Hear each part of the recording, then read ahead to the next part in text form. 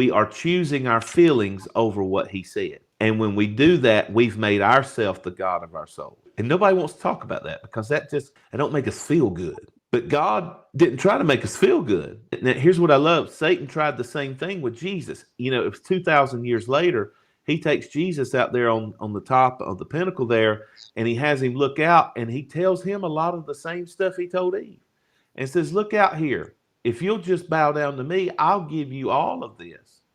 But then he says this, and here's the one that I want you to remember. He said, look down at those stones. He said, just say the word and turn those stones to bread.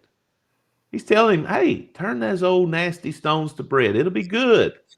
It'll be desirous. And don't you know Jesus haven't eaten 40? Look, if I don't eat for 4 days, a stone, I'd want to turn it to bread. If I thought I could turn a stone to bread after 4 days, much less 40, I'd probably want to do it. And Jesus looks at that, and God knows he had to be tempted.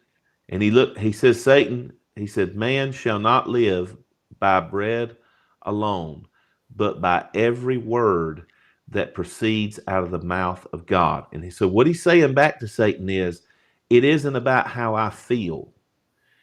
It's about what God says. And that's how I have to base my thinking on. So we started this whole thing, and it says how not to be deceived in the last days.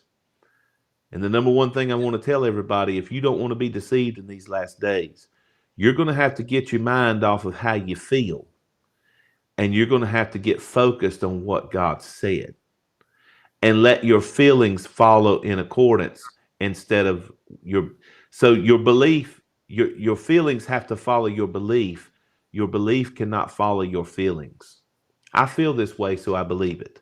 No, it's I believe, so I must feel this way.